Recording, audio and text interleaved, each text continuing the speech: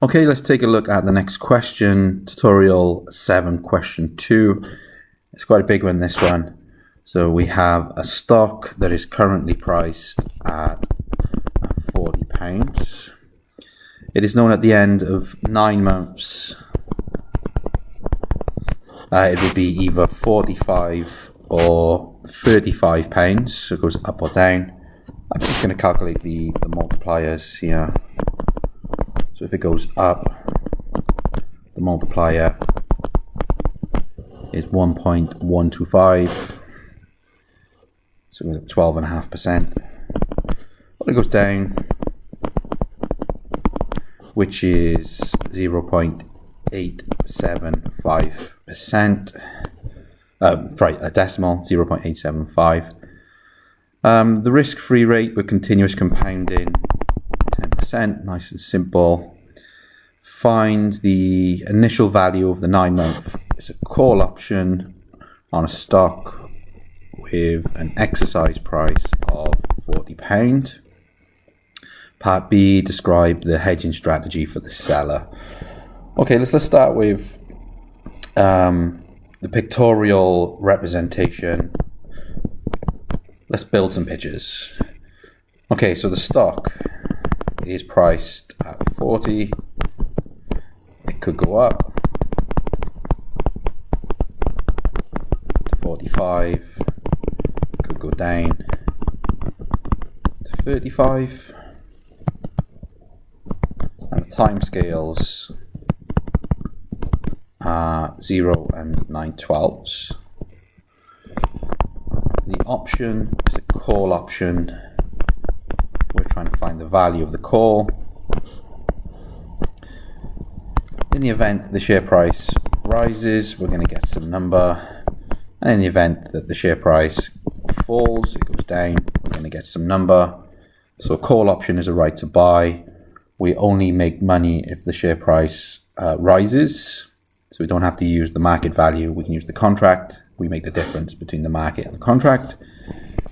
Or if you like equations, it is ST take away K with a plus on it. So K is 40.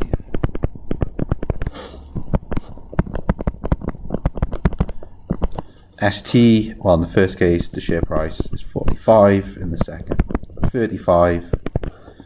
So the top one, we only make money if it rises above the strike of 40. It goes to 45, we make 5. And the second one, it goes down, so we make nothing. Put those timescales on. So there's my picture. Shows all the movements in the option and the underlying asset. Part A says use the no arbitrage condition. So we need to find triangle shares which removes any risk. So the value of the call is fixed whether it goes up or down in the next time step. And we're not asked to derive any equations, so we're just going to use the formula sheet.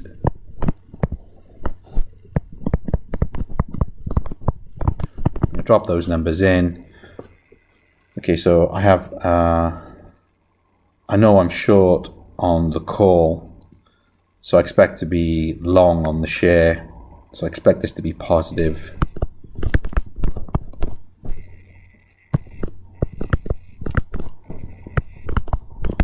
Which it is. We need to hold half of a unit of a share under this model. If we did that, then the value of the call, again, I'm just going to use the formula sheet,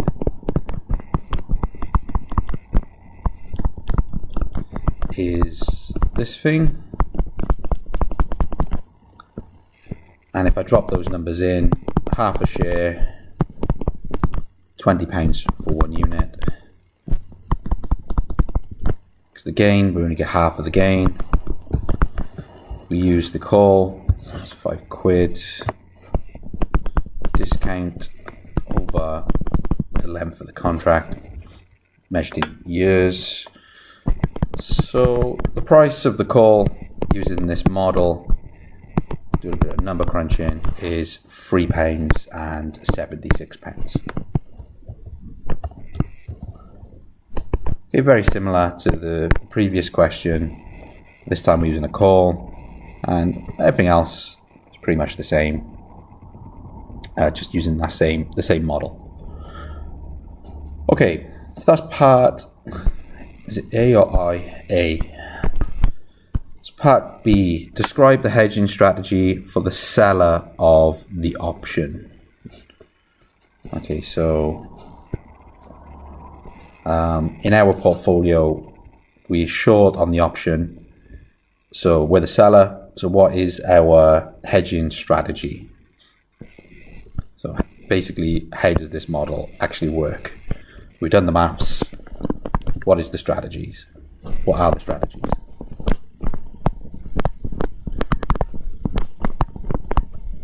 Okay, let's just take a look at them. The hedging strategy is as follows.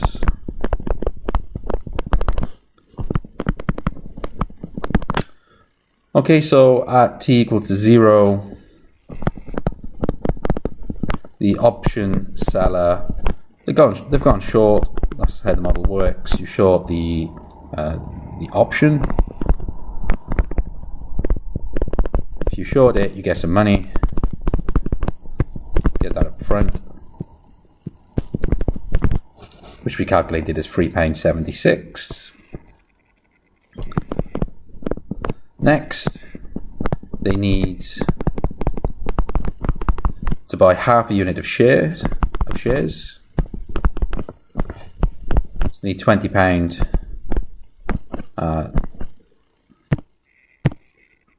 to buy triangle units of shares stock. So the borrower needs 20 quid, take away some money they already have.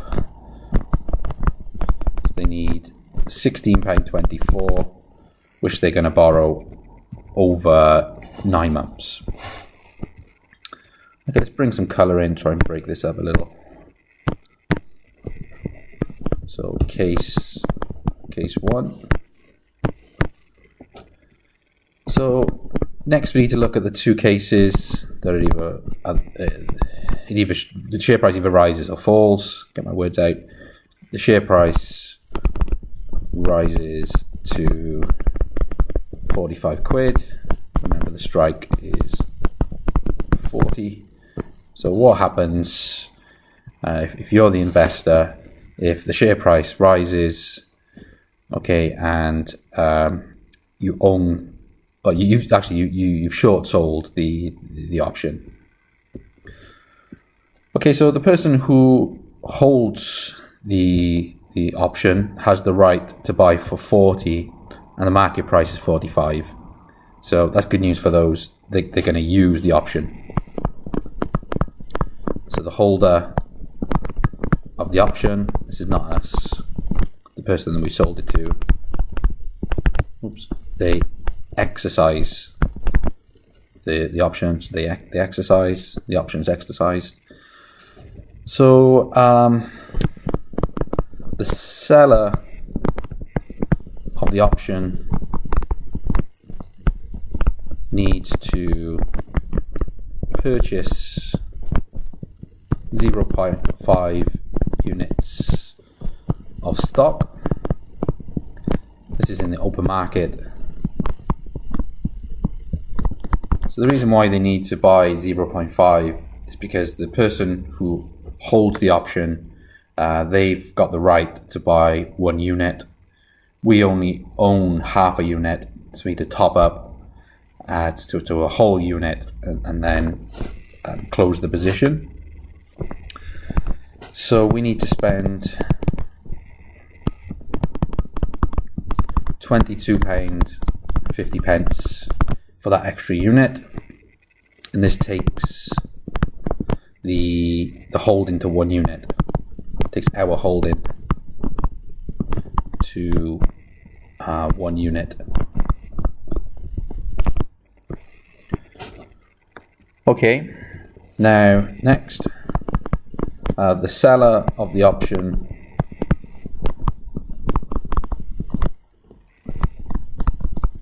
sells one share for £40 according to the option.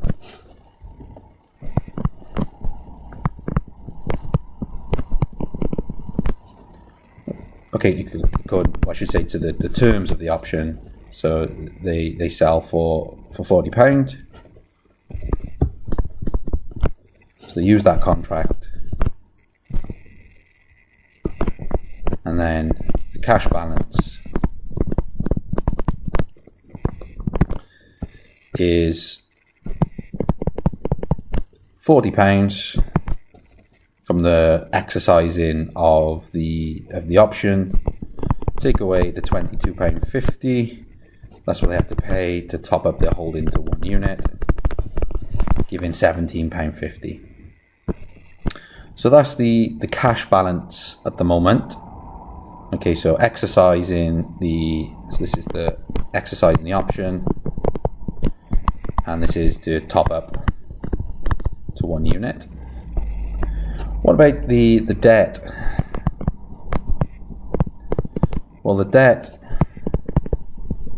stands at, so how much did we borrow? We just look up 1624, and that is compounding at 10% over 9 months continuously.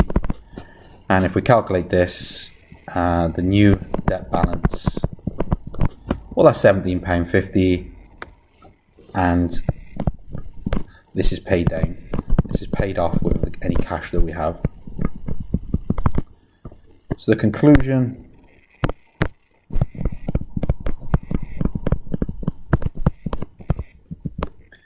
is the net position is 0. Net position of 0. Okay, so that's what the model does. All those numbers are going to balance out. Okay, so that is only case 1. Okay, luckily it's a more complicated case. It rises, the option's exercised, so we need to top up the shares. We need to calculate how much is coming in from the contract and pay down the debt. So there's a few things to calculate. That's the complicated one. How about case 2? This one's much easier. Case 2 is the event that the share price falls.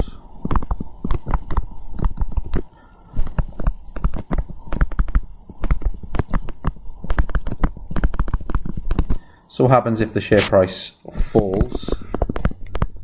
Well, the holder of the option, this is not us, so they've got the right to buy the share for £40, and the market value is 35, so the contract is worthless. So to be precise, they don't exercise the rights. Okay, so we've got half a unit of stock. So half of a unit of stock. We sell it.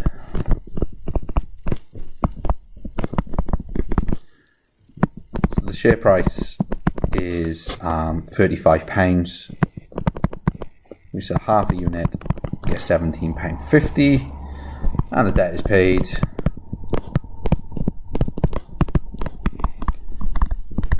And we've already seen from case 1, the debt is £17.50. So the conclusion is the net position, again, is going to be equal to 0. And that completes part B of the question. which is essentially making sure we understand the mechanisms behind the no averagage conditions. Okay, part C is quite long, so I think I'm going to break this into 2 videos.